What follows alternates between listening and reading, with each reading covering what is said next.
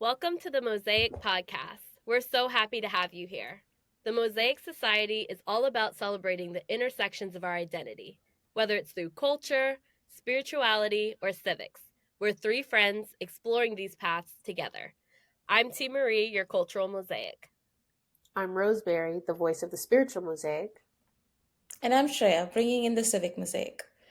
Our mission is to strengthen friendships through exploring each other's passions and to inspire confidence for you to show up as your true self in your communities. We'll be sharing new insights, ideas, and conversations each week with fresh posts every Monday, Wednesday, and Thursday. And of course, this podcast on Sundays. So let's dive in and explore the many intersections of identity together.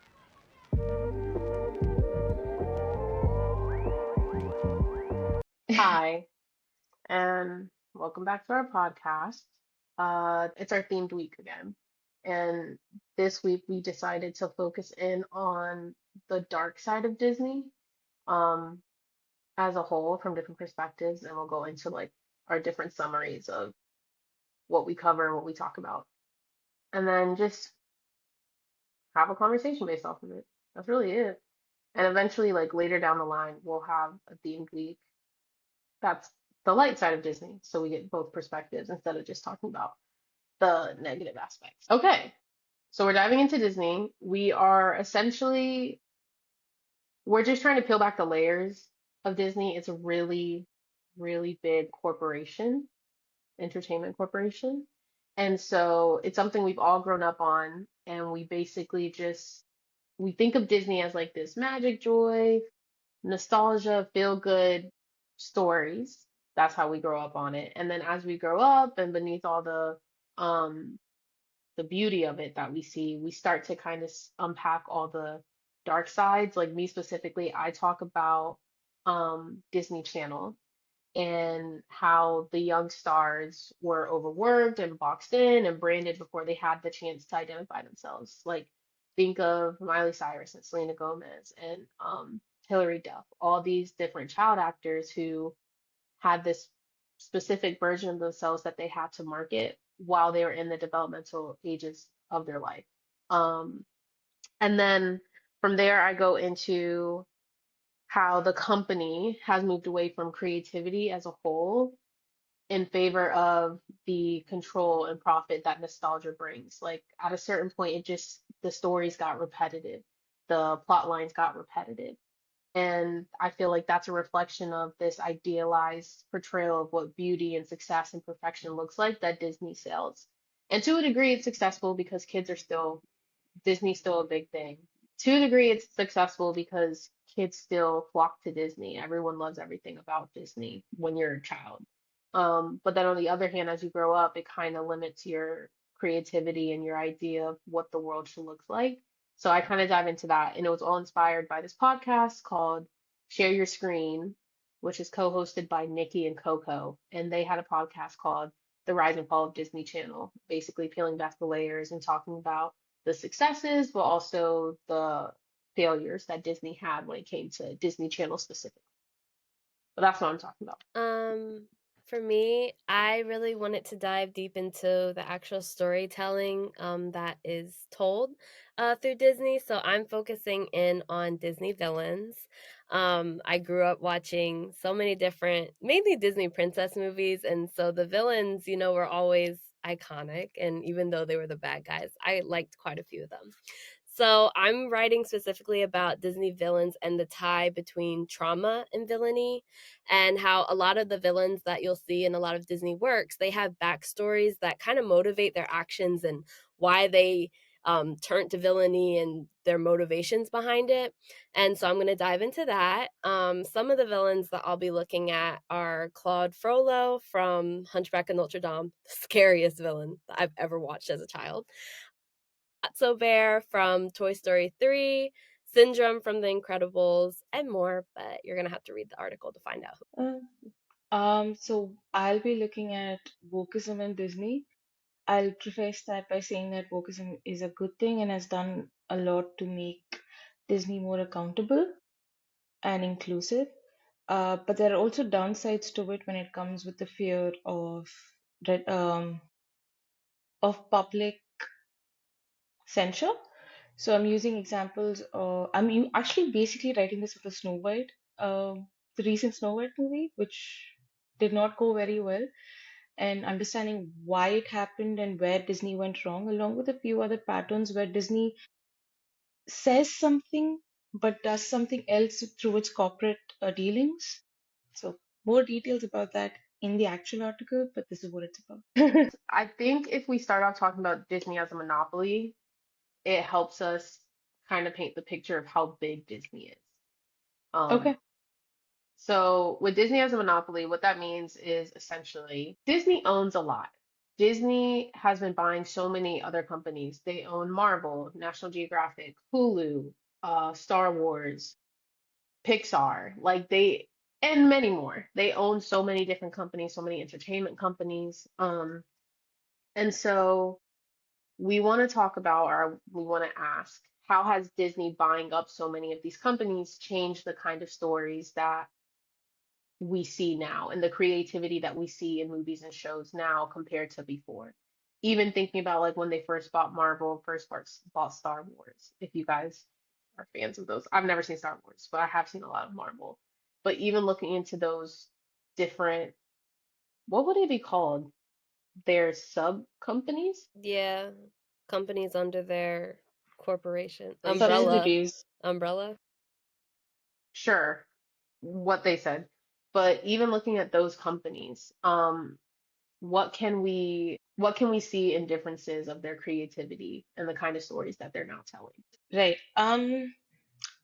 So Disney, well, perhaps monopoly is not the right term because you consider Disney to be like a group of companies almost. So it's more like an oligarchy in that sense. But Disney owns a lot. And in the past 15 years or so, they've been acquiring a lot of other production companies as well.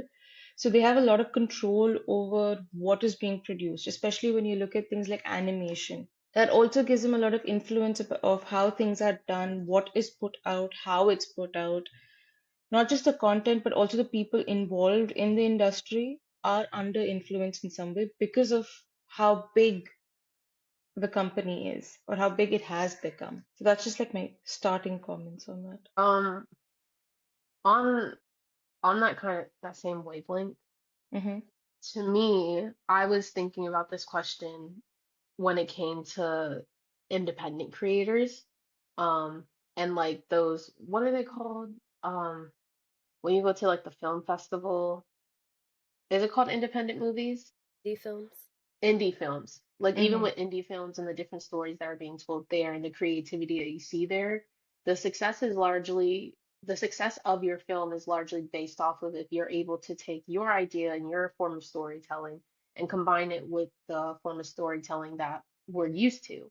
At the end of the day, when we're kids, that's when we start to understand storytelling. I think Disney plays a huge role in our understanding of the world and how we communicate and the stories we tell. And so as you grow older and you start watching more movies, unless you're like a film fanatic, you kind of stay within that storytelling lens. And so for independent creators, there's this like there's this struggle that they have where at one point you want to stay true to your voice and your values and your narrative as a storyteller. But then on the other hand, you also want to have success in this career. And so I think Disney buying so many companies, kind of having this, I'm saying monopoly, but it's technically not a monopoly, but having this monopoly over the stories that we tell and the stories that we see really impacts independent creators and innovation. It's basically impacting our ability to create new stories and create new stories and or tell the same stories in a different way. No, I agree. I did read this article about how when you look at Disney animations particularly, there's this standardized version of how they portray their characters, how the entire movie goes, and that there isn't much artistic freedom when it comes to Mm-mm. depicting the story in a particular way or characters in a particular way. The scenery, it almost becomes monotone, not exactly monotone, but almost monotone in terms of representation of how they are portraying their story. Hmm. And yeah, that's I mean, it's like when you watch an animation, you know it's Disney, and then you watch another one, you know it's Disney again. I don't think that should be the trademark of any company or a trademark of any genre of movies altogether or any content that. I think to a degree that works, like from a branding and marketing perspective, that works. Um, and it helps when Disney has something to sell. But I think it's at the point now where it's like they're buying so many different companies. Like you have Star Wars and then you have National Geographic. Like there's a variety in the companies that they buy. There should still be a variety in the stories that are being told. And I think there is. Obviously, it's still distinct. Like I can still watch a Marvel movie and be like, "Oh my God, it's Marvel, not Disney." But it's still weird to think that all of these different companies or entertainment companies or franchises are under the same company that gives them approval or disapproval of things. Um, that's what I was thinking about with this question. Because it's like it's weird when you go onto Disney Plus and you're like National Geographic, Star Wars, Marvel, Pixar, like Hamilton. Hamilton, like Really, Hamilton? I did not know that. yeah, That's why But Hamilton we is did my watch it parents on got one. Disney, Yeah, which yeah. is That's why. why my parents got the whole account. Hamilton. I was like, oh, Okay. it's Disney has done some amazing things business wise. Like it's actually really, really impressive. But at what cost when it comes to creativity and storytelling?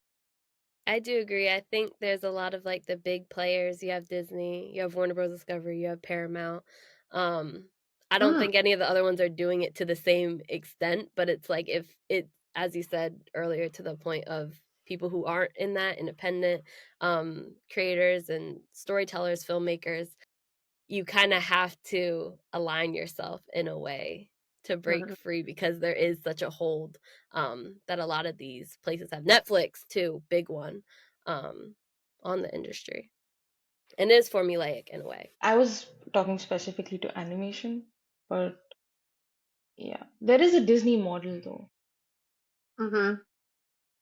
There is, and on that note, the other note, stop. On that note, something else I wanted to say was that even when it comes to diverse stories, it's like filtered through this corporate lens. Like, what was the one? I think Turning Red, um, Black Panther, Coco. There's a certain Encanto. I don't know how to say this. I'm gonna say it and let me know if it makes sense. I feel like Disney does a good job highlighting different cultures once, maybe twice. They do a really good job when they hear people like, oh, there's not enough diversity. Oh, I want to hear a story about Hispanic culture or African culture, or this, that, and the third. They do a really good job being like, okay, this is a complaint we're giving, let's give them this movie, this TV show, this character, and then move on. And then we, as the consumers, are really good at like, oh my God, we have Black Panther.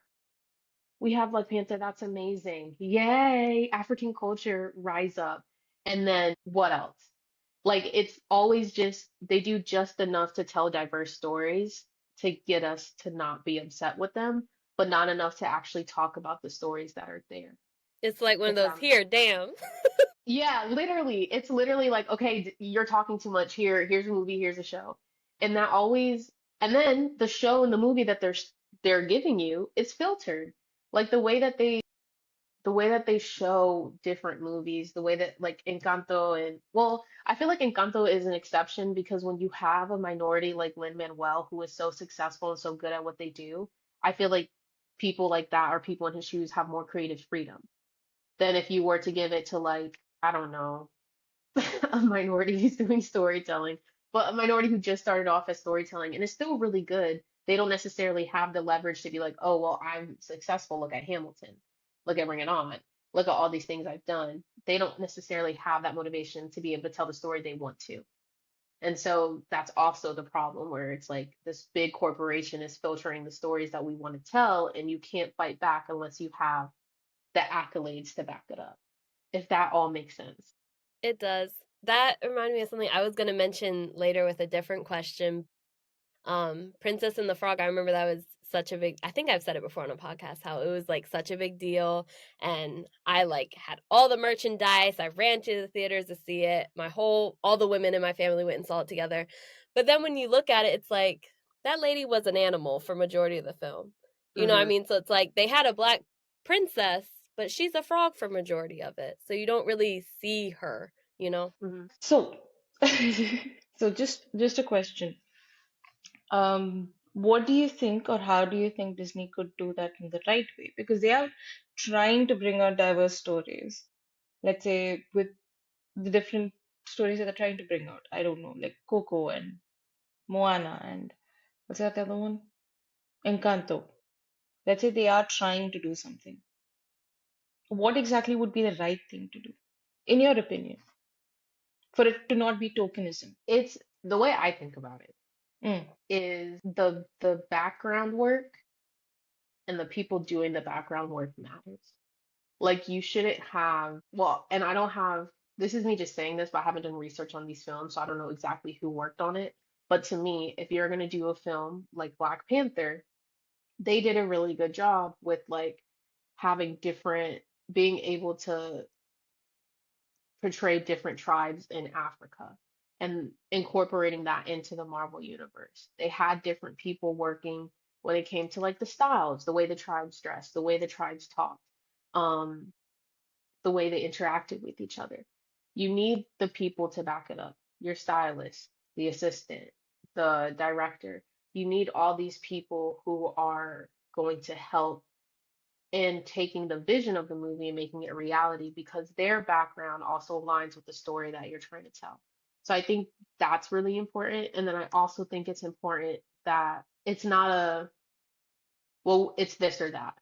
You know what I mean? It's not a, okay, well, we release Princess and the Frog and we have a black princess, so we have to wait a little bit before we have a Pacific Islander princess. I think that mindset of like just one at a time, one minority story at a time is also hurtful. Because it's like we live in a world where there's already millions of cultures and millions of identities.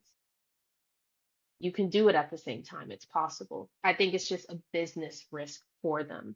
And they have to decide if that risk is worth it, which I will always think it's worth it because we're so diverse, you're always going to have some type of audience. But I don't know. I don't know the business aspect of it. That's just my initial thoughts. I would have to do more research. And I think they're also getting better at it, I would argue.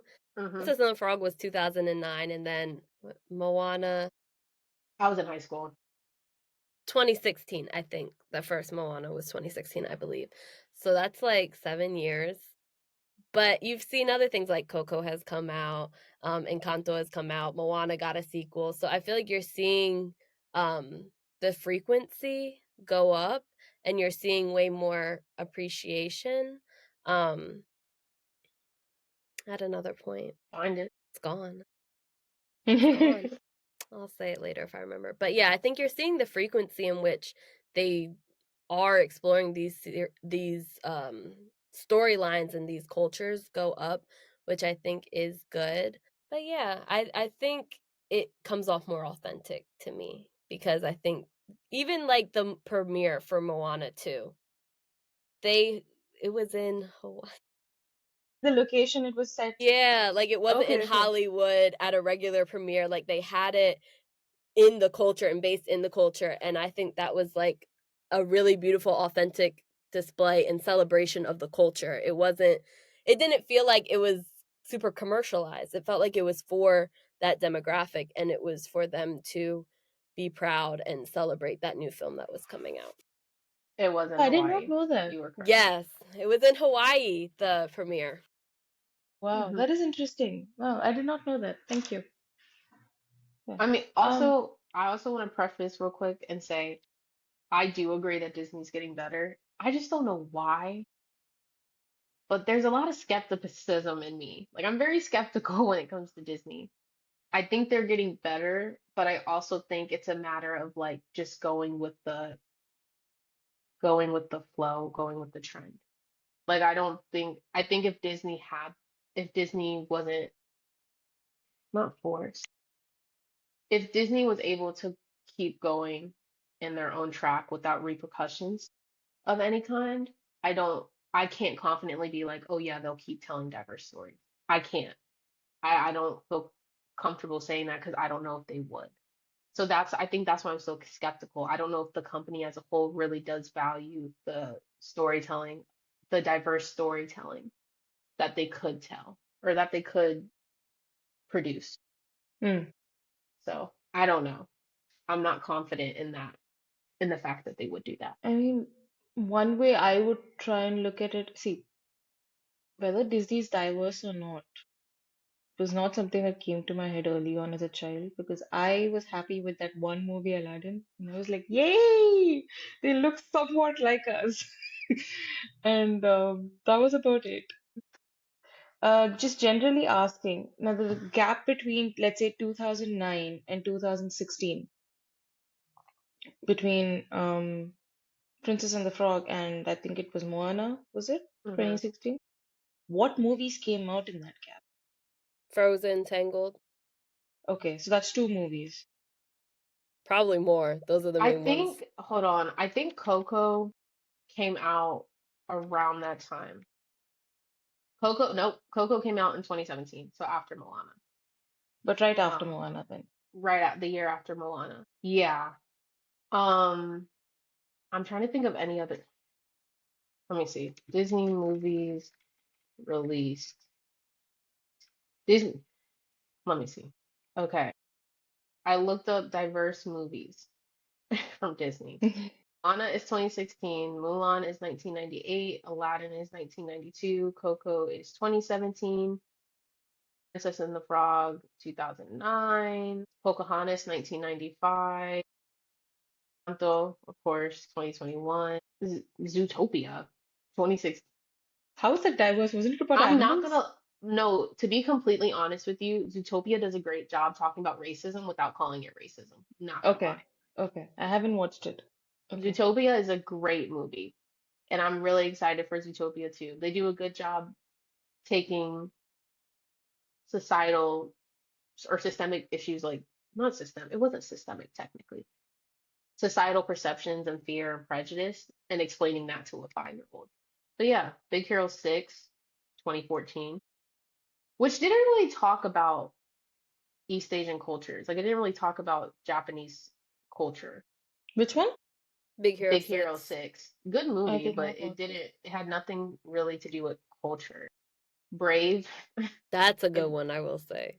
Are you serious? I I have a point later down about why I like Brave. Why do you not like Brave? I thought it was fun. I recently watched that movie like a year or two ago because I was like, okay, why do I hate this movie? It didn't make sense. I don't I don't like that storyline, me personally. Maybe I just need to rewatch it again. Maybe I need to understand the background more, but Brave never really, it just kind of seemed pointless, if I'm being honest. Like I don't think I stepped away from that movie with an understanding of what the purpose of that movie was. Maybe talking about the love between a mother and a daughter, but there's different ways you can go about that too. So I don't know. I also have never really heard people say they like Brave. So that's also why I had that reaction. Um, Yeah, but yeah, all those lists, it's still so small and they still come agreed. out with different times. Agreed. But I also feel that a little caution, I mean, a little point should be, I don't know. I'm just thinking of this. I might be wrong. It may not this may not be in favor of Disney at all. It's just something we should consider if it exists, is that how long was this movie in pre-production, post-production? How long did it take for them when was the idea pitched? All of this information is out there. I haven't done that research. And I know that it can take time. Some movies go through production hell. So it really depends. When did they put this idea out, and how much of their resources did they actually invest in that particular movie? What did they push forward? What did they shelve, or what did they slide down the priority list? But I also find that diversity behind the camera is really important because that's one way of incorporating different perspectives. It's like I don't know who directed Black Panther, but it shouldn't be like the Ryan whitest Coogler. man alive. Oh, It okay. wasn't. Black Okay. man. All right. So that That also would matters. be crazy. That would be absolutely crazy What? What? if it wasn't a black person Yeah, but it directing happens a black kids. lot. It It does. does. It does. Like where you see that they're portraying characters that are supposed to be from a different community, from a different culture altogether, and everybody in the production, or mostly people in the production, except for the few tokens here and there. Oh, tell me, am I pronouncing this word right? You know, that one, check if it's okay person from the culture. Everybody else is homogeneous in some way. So Hmm. I I think think, when it comes to, oh, sorry, the yeah, pod popping yeah. again. No, go, go, go, go, go, go, go. I was just saying when it comes to production, it usually takes 5 to 7 years for most movies to be produced, I think, on average. I could be wrong. Especially animated is Hmm. way longer Yeah, as well. yeah. So it usually takes like anywhere from like 5 to 7 years on average, sometimes more, sometimes less.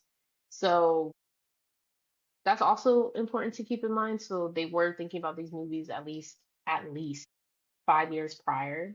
Um, so yeah, that was it. That's right. I kind of remember what I was going to say before. Mm. But first, I agree with that. They probably were thinking about it years before, but years before that, they weren't. So there was a priority shift at some point. Hmm. And then what I was going to say is the idea of original storytelling. Like even with Princess and the Frog, that's the Frog Princess, I think, is the original storyline. So that was adapted and they added a black character. Encanto's an original story. That's amazing, you know? Yeah. Coco, that's original story. Moana, original story, as far as I know. I don't 100% know, but it's pretty original. So I think that's another thing, like that commitment to making original stories, and I think that also kind of goes into the live action space and casting there, but we can talk about that later. But I appreciate that in the new storytelling that they tell as well. That's I really agree. interesting. But one of the monopolistic trends that Disney's following, it's a part of the Disney cycle or the Disney pattern where they have remakes or they have recycling of stories and they make a franchise out of it and then it repeats with this pretty much the same screenplay in terms of where they put their punchlines and gags and all the visuals. It's very standard. I mean, on one end, if it's not broke, why fix it? So that's one perspective they take. Mm-mm. I'm not No, saying I I agree agree. with it, but that's just I agree. But I see cracks business. in it through Marvel's fourth, whatever this is called, the fourth phase, was it? Yes. Oh my God, let's talk about it. I hate this fourth phase. It's I'm not gonna lie. disgusting. It's Ew. awful. Was this after Disney bought them, the fourth phase started? Let's see. We'll find out. Fourth phase of Marvel. But they follow the same formula. It's just tiring now, along with a lot of other stuff like weird looking. Fourth phase started from 2021, 2022. When was Marvel acquired by Disney? Whoa, 2009. A long time That's ago. interesting. It wasn't Disney. So you see, this is how I see it. In 2009, when they acquired Disney, we had the first wave or the second wave of Marvel, where the movies were That was like Iron Man 2. yeah, Yeah. but they just started building on it, and then it became this huge thing that did really well, and everybody loved it, or at least a lot of people loved it. And then it got tiring because they followed the same formula. Mm. That's how I see it. But that's For how the I want. waves, Sorry, what? for the waves of Marvel. Yeah, because see, when if you look at when Disney acquired it, it took it up. It took Marvel up. It took Marvel movies up, and then they continued with the same pattern. But then they realized that maybe their pattern is getting tiresome because audience there's a sense of fatigue that comes in when you see so much of it in the same pattern. Like you take one Marvel movie and you add the same elements to it, and then you come up. I mean, of course, the storyline would be different, but the same elements to it, pretty much the same screenplay, and then you come up with this. Um, Product and then the same thing comes out a year later, sometimes not even a year later, 6 months later, and then you're also giving out series with the same pattern. It's exhausting. I guess also when I think about it now, Hmm. that the first like two, three waves of well, up until the start of Marvel, to the first wave until Endgame, it was all really, really interconnected. And I do think that goes back to the comics and the comics being able to tell you what happens. And I feel like maybe this fourth wave, now that I know it's not really Disney's fault. To be fair, I wasn't, never mind. Um, I was gonna What? say something, no, it's okay. Okay. But to be fair, I do think now that they've shifted and they've done the core aspects of like the beginning of Marvel with the Avengers, like Captain America, Iron Man, all that. I think the shift is maybe a reflection of Disney trying to push Marvel to tell their stories in different ways. Like, for example, in this fourth wave, I really, really loved Captain America and the Winter Soldier, the short series, the limited series. Loved Loki, the limited series. I'm not a fan of all of their limited series. I'd rather the movies than a limited series, but I am a fan of the way that they were able to take certain stories and break down the complexity of it. Like Loki really, I don't think Loki as a movie would have done his story justice. So I think shifting to like a series was a really good idea. Same with Wanda. Don't think it would have done it justice. Um, but then it's Wanda was like, really good. huh? Wanda, Loki, really good. I haven't seen the Winter Soldier one. The Winter Soldier one's good too. The Winter Soldier one, honestly, like I was pleasantly surprised. I didn't have high hopes, I'm not gonna lie. No disrespect to you, Anthony Mackie, but I did not have high hopes. But for those three, they were great. Those are the first three limited series. And then everything after, I don't know. Maybe I just need to do more research as to why they made the choices that they did, but I just don't think it's a story. How do I say this? Let me think for a second. One. Okay. I think it's not the community. Maybe it's also my age. I don't know. But the Marvel community that I see now with the fourth wave is just so different from the first wave. And I think it's because it's so complex now. There's so many different areas and avenues that you can go towards that they're pushing you to. Like they're pushing you to see Daredevil. They're pushing you to see the what is it? Moon Knight? Moon Knight. Yeah, yeah, yeah, Yeah, Moon. Pushing you to see. yeah. We were talking about the diversity of Disney Mm. and the way they tell stories and the different stories they choose to tell. So I guess that's a good transition into the different ways that Disney has contributed to the unrealistic standards of beauty, Mm. love, success. Oh my God. Do not get me started on unrealistic beauty standards and body image issues that Disney has given kids. Have you seen Disney princesses? They have the same body except for maybe Mulan because she had to pass off as a boy. So, except for her, all of them have the same figure. You just change color and you change your head, and that's it. They look the same. Facts. I read an article that said for 6 out of the 11 Disney princesses that they looked at, 6 of them, their eyes, like the space of like their eyes were bigger than their waist. I said that's crazy. I said no way. I looked it up. It's real. It Whoa. is they took hourglass figure and then they went extra on it. That is what Disney did. That's actually crazy. Wait, so you're saying that this is bigger? I'll send y'all the link. It's crazy. It is unreal. Big eyes, big eyes. This is what I remember of Disney princess. Big eyes, beautiful, thick, luscious, straight hair or wavy hair. Not even straight, wavy hair. I don't think any of the Disney princesses had black eyes. Do you remember seeing any Disney princesses with brown eyes? Brown eyes. Like dark brown, which almost look black? Mulan? Well, Mulan does not fit the standard at all. I don't I think. honestly think her body type still fits the standard. It Does does. she? It's just she had the heavy Yeah. armor, but when she took Yeah. it off and was in her dress, she No, had the she same was figure. skinny. She was skinny, wasn't? No. Let me Google If Mulan. you watch the first Look at 10 Mulan. minutes of that movie, Let me see she has the Mulan. same body type. Let me see. Let me see. It has been a while. No, dude. She's not as voluptuous as the others. I am genuinely telling. Okay, let's compare Mulan versus Jasmine. Let's do that.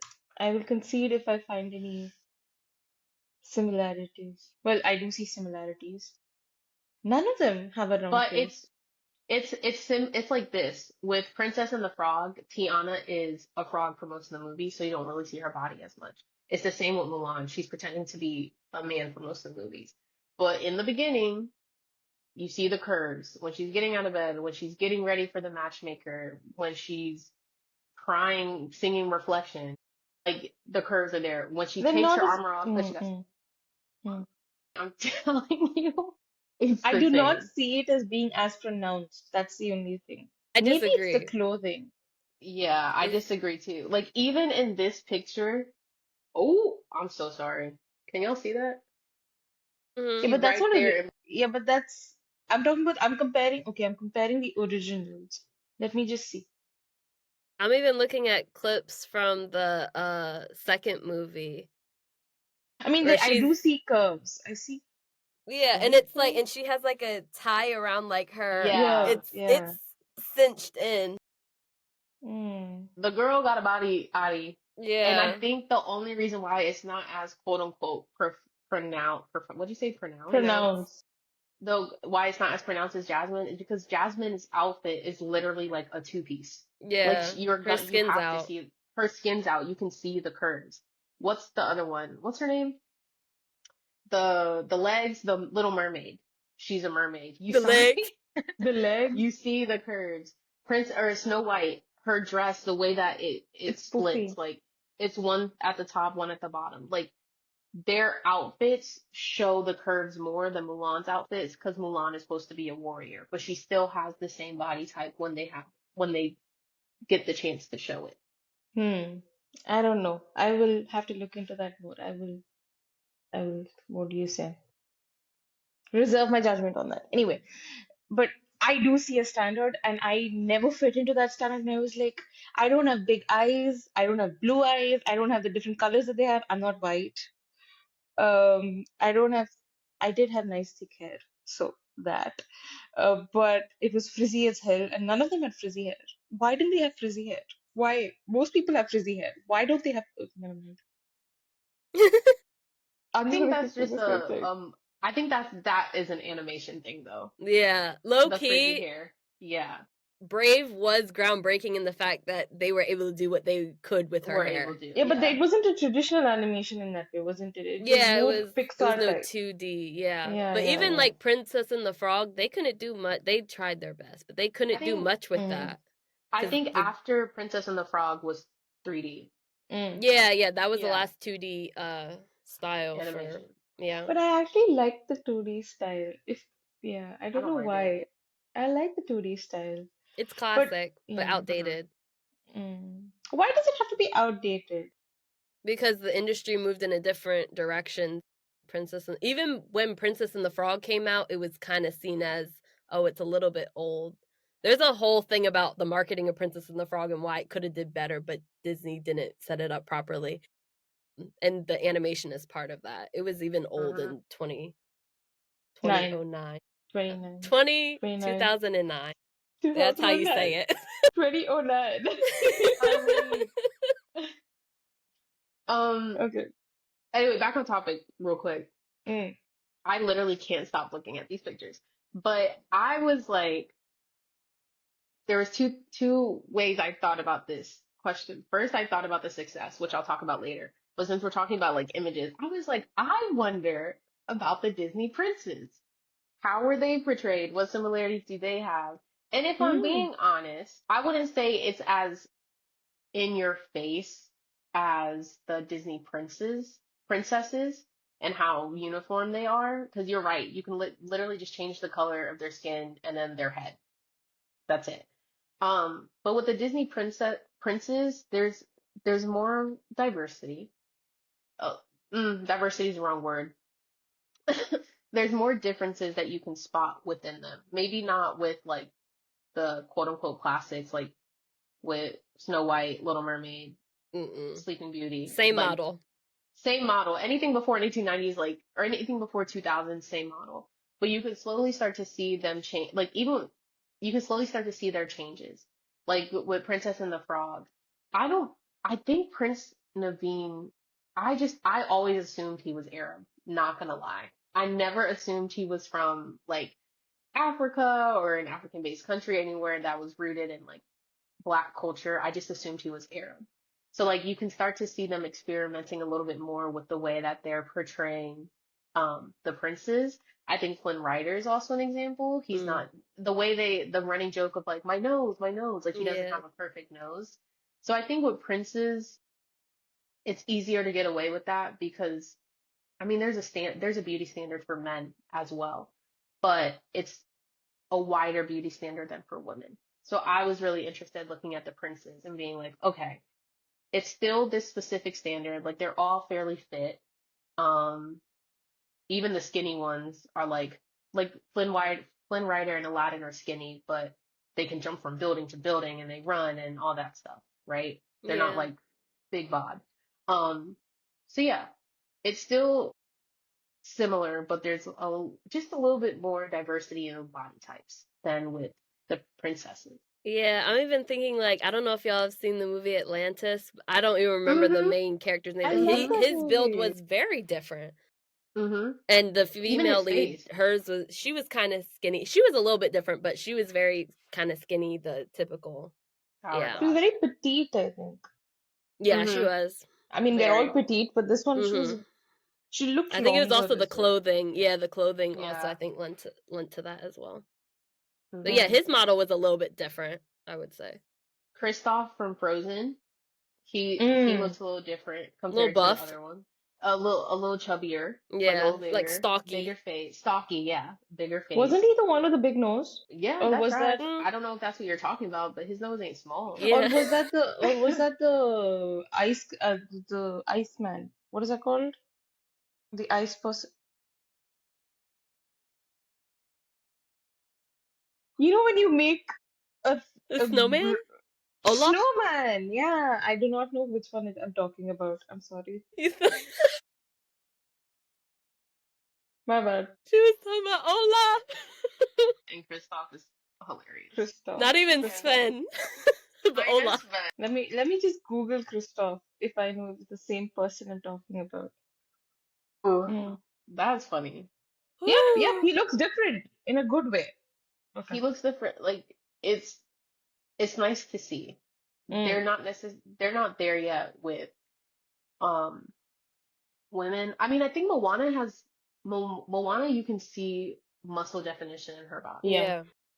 so like that's showing more. And then even with like Encanto, like Luisa, Mm.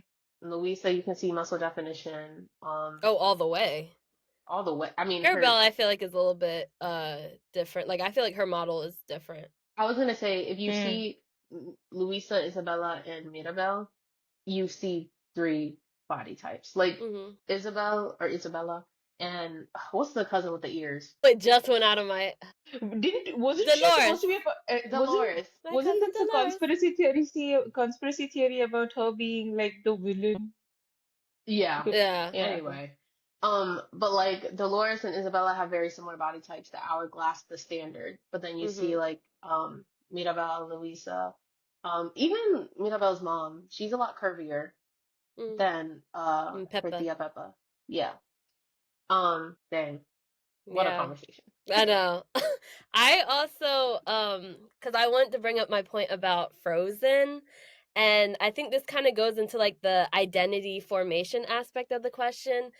I think a lot of the earlier Disney stories portray women like needing to be rescued and like this codependency on a man, and like I Hmm. mean obviously love is like we I love watching things about love. I love love.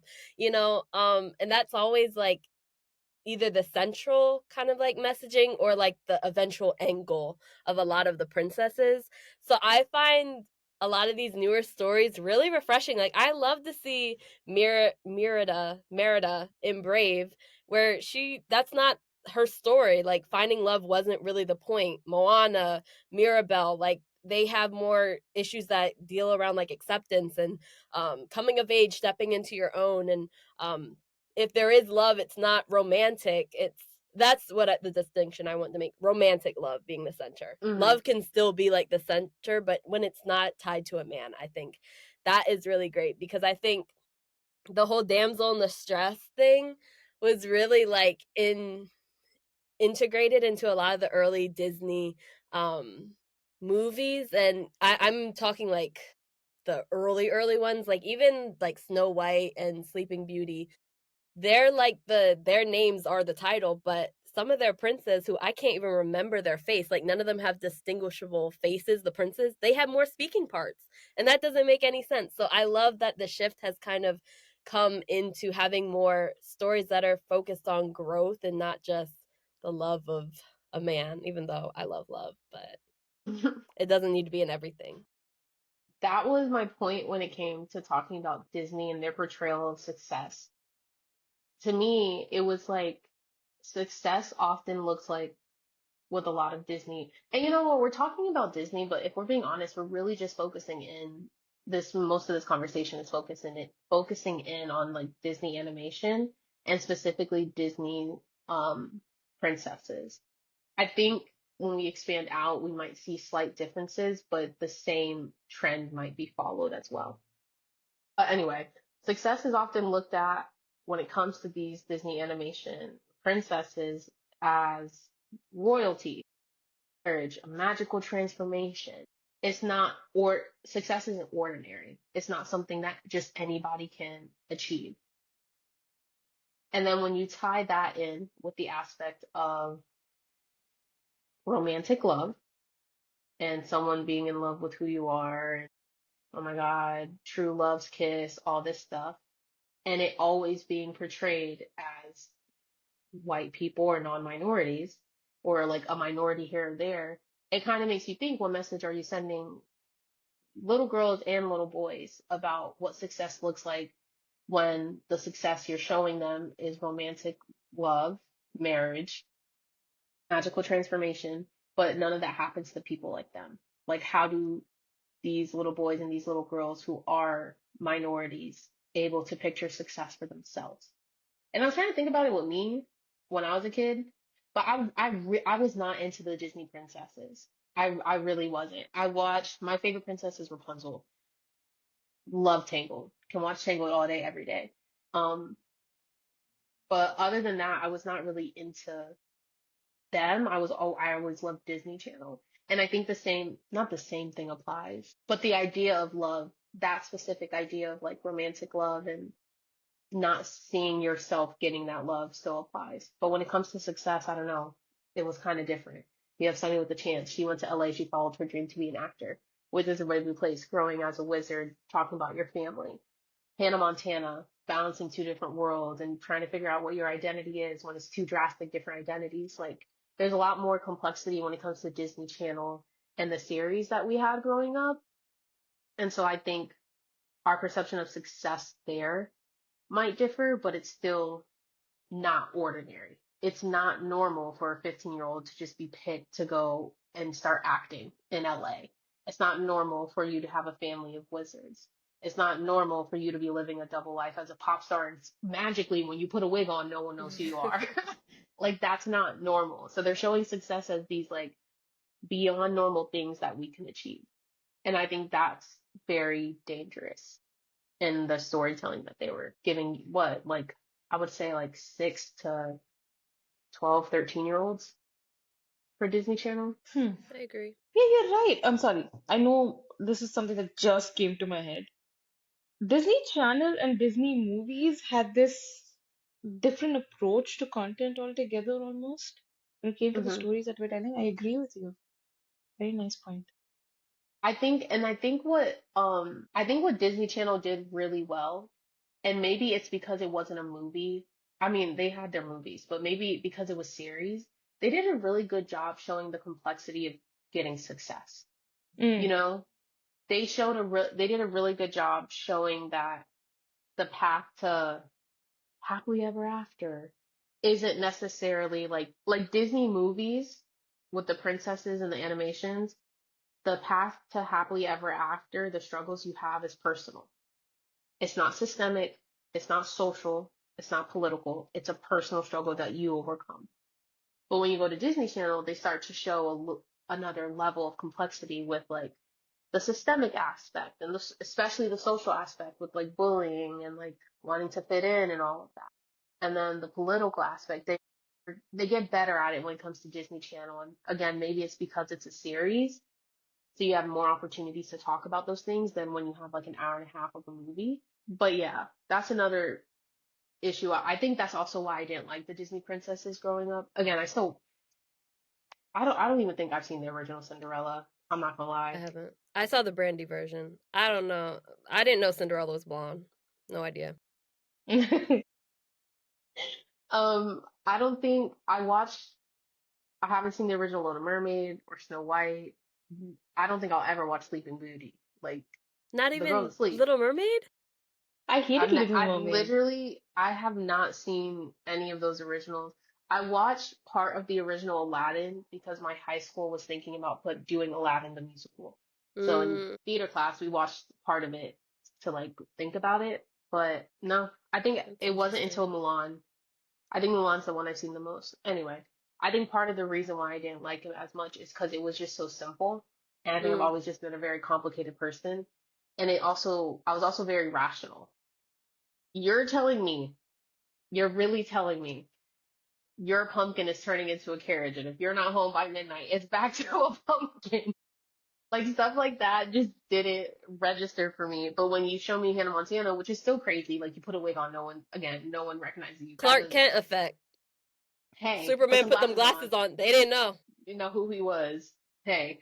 But with Hannah Montana, it's a little bit more complex. There's more layers. Like her having to tell her friends, I'm Hannah Montana. Her having to balance the life of like getting good grades. Like remember that Bone song or whatever she sang? And like Mm-mm-mm. the Oh, Bone song. Like her trying to like get good grades, but also like she really could just drop out and just go on a little tour. You know? Um, so I like the complexity of those more.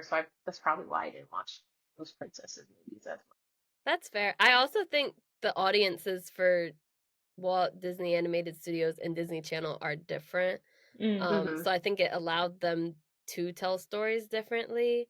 Um, I grew up on Disney Channel too, but I don't know. When I think Disney, the first thing I think about, I don't even think about Mickey and Minnie. I think the princesses because I think that it's Mm-hmm. nostalgic and that was just my upbringing. And like I Okay. like my parents would call me princess growing up. So I just feel like that I was like not conditioned that way. That's not the right term. But I don't know. I In think a that was way. just part of like I had a pink room. I don't like the color pink now. Like I just feel like just things like that, you know. Hmm. Yeah. I broke dolls and Barbies as a child. The first thing, I don't know why. Think about Sid from Toy Story. There wasn't a single doll or like those girly, I hate using that word, but those very feminine toys that are given to Mm-hmm. girls, little girls. Broke Barbies. Always tried making them do splits. Tried chopping their hair up, pull their hair out, their neck. Mm-hmm. Just curious to see what exactly can this do. Um, so I was never into girly activities. I did like playing with the kitchen set and things like that. So it was a mix. I watched all the Disney movies. I watched all of them. I remember early on I liked Snow White, and then I watched Cinderella, and then my mother got me a puzzle set. And I started playing the Cinderella puzzles because it was basically based on the Cinderella movie. So I remember doing that, but I never watched those movies again because I never enjoyed the music in those movies. I ended up Fair. liking Lion King, Mulan, um, what are the Aladdin, because there Like were the rides. Renaissance era of That's the Disney. kind of stuff that I remembered watching, and that's why I Mm, continued watching as well. Because these three movies, I don't think I watched Snow White. I haven't watched Snow White since then, since when I was like maybe yeah. 5 or 4. From that point onwards, I haven't watched the movie again. I don't want to. I never really enjoyed the story as such. It looks scary. It's not You know even when scary, stuff looks it's so old? boring. It looks scary. I'm sorry. No, it was Uh-uh. so boring. I was just like, ugh. But I get it. People love it. People love, and I respect that. It's just that it wasn't for me. I like the music better of the movies that came later. I could sing along, so I liked those movies better. Hmm. That was one of the reasons why I gravitated towards those movies. Also, I didn't resonate with the dainty, petite princess who does la like that. I don't. That's not me. That's not me. That's not me. Anyway, so That's fair. I agree. I was gonna say for me, because I wanted to bring this up, I love Pixar. Most of Mm. my favorite animated movies are Pixar. Ratatouille, Cars, Inside Out, Lilo and Stitch. Lilo and Stitch, Isn't that a show? Coco. It's a It's movie a and a show. movie. Yeah. Oh, I've not. Monsters University, that is how you do a sequel. Technically, it's a prequel, but that's how Hmm. you do it. It's so beautifully done. And I wanted to bring it Incredibles. up because Incredibles. I wanted to bring it up because I think Pixar does a beautiful, beautiful job telling the non-ordinary or telling an ordinary story in a complex way. For example, Elemental. I don't know if you guys have seen it. Elemental is basically, I don't know, I feel like it came out when I was in New York, maybe when I first moved, like 2023. Elemental basically tells the story of this element city where the four elements, fire, water, air, and earth, they all live together. And fire is basically, they're kind of like the outcast of the city. The city isn't built with fire people in mind. Like there's waterfalls, they can get extinguished. Is it extinguished? Yes, they can be extinguished from the water. And so they have this fire city within, or fire town, I don't remember what they call it, within Elemental City. And basically it follows the love story of a fire girl and a water boy. A water boy I who used to comes play that from, game on oh Cool Math yeah, Cool Games. Math Girl. Hmm. I hated that game wholeheartedly. But it's like a water boy who lives in the city. He's so sensitive, like, or not sensitive, like emotionally in tune. His family's rich. They live in this tower in the city. And this fire girl who's the daughter of immigrants who moved to the country, made a better life for themselves. And she's just, it basically shows the struggle of your everyday immigrant family. Pixar does and it's beautiful. I love that movie. I try to watch that movie like once a month. I think it's beautifully done. And every time I watch it, I see another layer to the complexity of the story. Same thing with Monsters University and Mike Wazowski. Like, you work so hard to do something just to realize you're not good enough for it because it doesn't fit you. You know what I mean? And then with Ratatouille, I know it's a rat in the kitchen. People don't like that. But the idea of like anyone can cook. Set your mind to it. Work, partnership. Pixar does a beautiful job of that. I think Toy Story is the only Pixar movie that I don't really know because I don't care to watch it. Not gonna lie. I think it was overhyped, and I was like, everyone's too excited about this. I don't feel like watching it. But I know when I watch it, I'm gonna love it. I know that because Pixar has such beautiful storytelling. So I think when I have kids, I'll show them a lot more Pixar movies because I think it really does push the boundaries of what an ordinary life is and how you can achieve success more so than, no disrespect, but like Mulan and Snow White and even Tangled. I love it. I think it's the best Disney princess. I'm not gonna lie, but even with Tangled, it doesn't necessarily push the boundaries as much. I think that's fair. I think Pixar's another one of those things I didn't consider a lot, but it could be its own thing because I grew Literally. up on a lot of Pixar too. I also Toy Story is my least favorite Pixar movie. Hated But it. yeah, my brothers loved it, but yeah, I wasn't a big fan. I think the third one is like my favorite one, but um I agree. Like there's just so many cool stories that are told within Pixar, and I admittedly do need to catch up because I haven't seen Elementals. Soul I think is Pixar as well. Soul is good too. Yeah, I want to watch that. I think Luca might have also Luca been. is good too. I was Yeah, literally about to say that. I have to keep up on them because from my childhood, there's so many iconic ones I grew up on. And yeah, you're right. The storytelling, I think, is different. It feels like an outlet, like it's Disney, but it's like an outlet where they can do something different. And yeah, Mhm. Pixar doesn't get as much hype as it should, but it's really good. I changed my mind. I know we all picked movies to analyze. I pick Elemental. I don't know what movie I picked beforehand. I pick Elemental. I changed my mind. Okay, I feel like we're at time, so we should just ask the last question. But I did want to talk about villains too. That's fine. Mm, We don't have to. we don't? We could do a second round, do a part two. Okay. Something. I'm just gonna make one statement about villains in Mm. under 30 seconds. Shreya, you do the same if you want to. I think villains in Disney movies often reflect the idea of the other. And they're like Scar has an accent. Ursula from The Little Mermaid is based off of a drag queen. Um, who's another one? Jafar, his perception like an or what is it? Orientalist? Sorcerer, Not sorcerer, but his perception of wanting to conquer more land. Like expansionist. Colonizer. not well, that works too. Imp- But I don't think they would do call it. I think it's like Orient. Hold on, one second. Orientalist, Imperialist. expansionist. Not. I don't. Maybe Explorer. imperialist. Excavator. Um. Conqueror. Or Orientalist. You said the word. So yeah, I just don't think that's how you pronounce it. But he represents like the idea of a sorcerer, like his staff, his hat, his parent, like his beard. Like it's reflective of the other. It's not reflective of your everyday person who can also be a villain. And so for me with Disney villains, I think they did a really good job.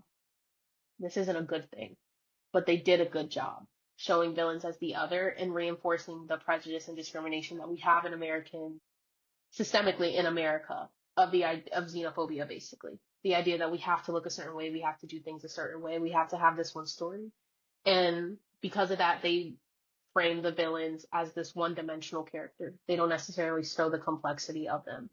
There is a movie I can't remember that did it really well. It might even be Pixar, honestly, instead of Disney. But yeah, that's my one statement. Interesting. Hmm. Agreed. To a certain extent, agreed. I Disney villains, one thing that I really liked is they took a negative characteristic and then they built on it. Whatever Mm-hmm. visualization they used, most of the critique or the reason why a person is evil is because of that negative characteristic. However, they picturize it. For example, maybe for Jafar or Gafar, I don't remember how to pronounce the name. It could be his greed, his blind ambition. Cool. Okay, last question then.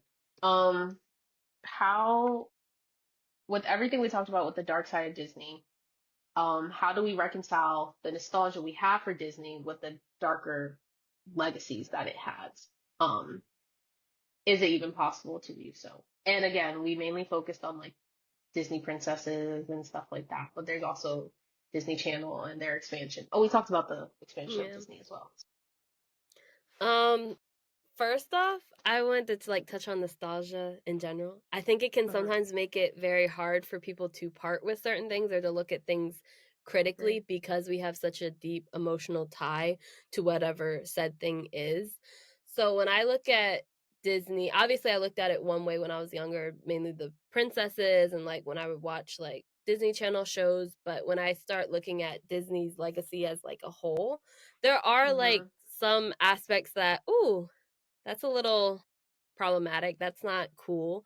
Again, I think they've done a lot of work and I can appreciate the attempts to evolve that the company has made, but I think it's like the aspect of a accountability, maybe I would say, or at least the attempt to evolve that they show that make it easier for me to kind of say, okay, they're upfront about things that they have done and made in the past. So I think it makes it easier to stay on as someone who loved Disney as a kid, and now I wouldn't consider myself a Disney adult. I'm not to that extent, but someone who still enjoys Disney and their various different subsidiaries as Uh-huh. a adult. Like for example, I think like on Disney Plus they have warning labels on some of like their older things just to kind of show, hey, this was made in a time where, you know, it was more socially acceptable to do X, Y, and Z. We recognize that this isn't okay. But just so you know, this is not like our present thought process on things. I The did way not know that, that. yeah, they have it You know on a what? few. The Dumbo, Pocahontas, and Dumbo or Jumbo, the one with the big ears, the elephant, really Dumbo. cute. Dumbo. So sad his mom died. And a few other movies. It did, and what I really like about that announcement is that they say that it's not right now and it was never right. So they acknowledge that it was never acceptable for them to do it, but they did it anyway. And I like that. That's the only Mm-hmm. thing. Yeah. Go ahead. Sorry. Um, where was I? Oh, okay. Um, oh yeah, so Splash Mountain, which was one of like their very famous rides, how they changed it. It was based off of the 1946 film Song of the South. very problematic film. The way they tore that down and they changed it into Tiana's Bayou Adventure, like I think that's like a step to Wow. recognize, oh yeah, that wasn't cool and we still have this ride that's very popular, but most people don't even know the history behind it. It's not a good history. Let's change it into something different. Another thing, we didn't talk a lot about live actions, but I Mm, think there's a lot of intricacies to like the live actions, but one thing that I appreciate about it is how they do modernize it and they fix some of like the cultural insensitivities that were in some of the original works. So I have one example from the live action Aladdin movie and how they made certain lyric ah, changes just real to fit quick, the times better. Aladdin is the best live action. Continue. Yeah, it's really good. I really like it. What should I, oh, were you trying to say something? I don't think What she's did they gonna hear actually it. end up changing? I was She's about about to to say get to it. yeah. um so they made like a few changes. So in my favorite song is actually Arabian Nights, and I think it's the opening verse. It's changed a Hmm. few times, but in the live action one with Will Smith, he says, "Oh, imagine a land, it's a faraway place where the caravan camels roam, where you wander around every culture and tongue. It's chaotic, but hey, it's home." The original release in 1992, those two lines were different. It was where they cut off your ear if they don't like your face. It's barbaric, but hey, it's home. Then they released it on VHS, which I don't remember the first one, but the next one I'm about to say is the one that I remember being in the song. They say instead, where it's flat and immense and the heat is intense, it's barbaric, but hey, it's home.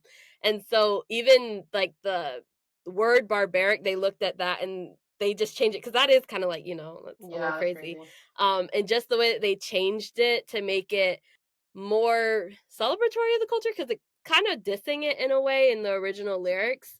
Hmm. And in the song Prince Ali, they said some, I don't know too much about this one, like the cultural insensitivity of it, but they said Sunday Salam in the original, which was just incorrect Wrong. and yeah, just incorrect totally, and they changed it to Friday Salam in the live action Prince Ali song. So that's good that there's an effort to correct any inaccuracies that they had in like their original works. I appreciate that and I like that a lot in the live action. I think a lot of those inaccuracies is because of the fact that they're hiring more people with different backgrounds. So I'll also give them that. I think when you have someone who is Middle Eastern, South Asian, whatever it is, they're gonna be like, yeah, why are you saying Sunday Salam? That doesn't make sense. So when you have more people who can correct you because again their background fits the story you're telling, it leads to that. So good for you, Disney. And again, Aladdin is hands down the best live action. Arabian Nights, it's playing in my head right now. I love it. Best Mm. song. One So of you good. sing it. One of you sing it, just that main line. Arabian nights, like Arabian days. So good. So good. Hmm. Um, my answer for the reconciliation of nostalgia and the dark side. I think, okay, I think first, reconciliation doesn't have to mean rejection. I don't think I need to reject the old Disney. I don't think I need to reject what they originally had put out because they're changing and they're growing, as you literally just showed, like an example of. I think that nostalgia is a very powerful emotion and it can shape our memory and our emotions and our sense of identity. And so when we put that into question, again, some people don't want to it's hard to change your perception based off of nostalgia.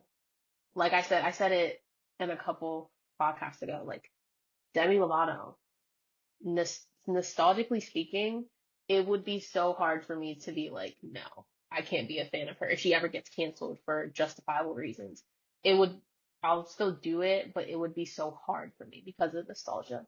So I think it's just a matter of having these conversations consistently, calling out Disney for what they've done in the past and making sure they're still growing, but also making sure to have the conversation about nostalgia meaning growth.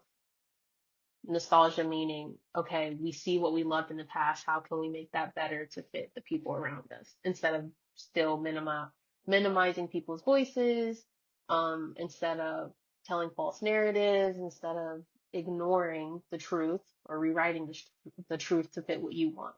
Um, so yeah, I think it's literally just a matter of conversation and then understanding how powerful nostalgia can be and making sure we leave space for people to be able to nurture that nostalgia while also trying to grow and change from past mistakes or perception. I agree with both of you. Um, so for me, I look at the past and what I loved in the past and what I believe now as two separate things because they were cherished memories of my past. I Mhm. love listening to or watching Disney movies. It helped me, it made my childhood beautiful in some way. And I Mhm. understand that. I don't want to be anachronistic and say that things that are modern values of today should be applied to what happened in the past. But at the same time, I don't want to be stupid and say what was wrong then was okay because it was in the past. Both are Yeah. wrong. Yeah, it's not the same thing. Um, so I like it and I cherished it for what it did for me. I enjoy it for what it was. I am conscious of what was wrong with it. And yeah, that's about it. Like you're just conscious about it and then you apply that sensibility to what's coming out now or how people talk about what happened back then. Mhm. Not, I wouldn't start hating a movie because it showed women to be weak or docile and Yeah. yay, love, that's all I want in life. No, I'm not gonna do that. I'll appreciate Mhm. the movie what it was and leave it at that. At the end of the day, everything had a time and a place. Yeah, It helped in some way. It helped, and in other ways, it hurt. yeah. As long as we acknowledge that. You need to Yeah. acknowledge that it hurt people. It did. It was hurtful, it was disrespectful, it was discriminatory. It did exclude people in a very Mhm. pervasive manner. Acknowledge Mhm. it, and yeah, I mean, I don't think you have to hate something if you can acknowledge the mistakes or the shortcomings of it. Mhm. Agreed. Um. Yeah. Great conversation. Definitely, again, like most of our conversations can be part two, three, four, five, six, um, because it is so big. But um, I think it gives us a lot to think about in terms of storytelling, especially with us. We are storytellers at the end of the day with what we do. So always good job, or always good to look at other forms of storytelling to help us better understand how we storytell, um, tell stories. Really. Anyway, okay, that's it. Anything else? No. No, we're good. Bye bye.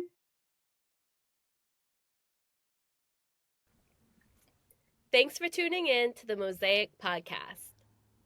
Don't forget to follow us on YouTube, Instagram, and Spotify to stay updated on new posts and episodes. Also, tune in to our blog where TMarie posts every Monday, Roseberry every Wednesday, and I, Shreya, every Thursday. We're grateful you're here, and we look forward to embracing the intersections of identity together in the episodes to come. Until next time, Stay curious. Stay true. and stay unapologetically you. Bye.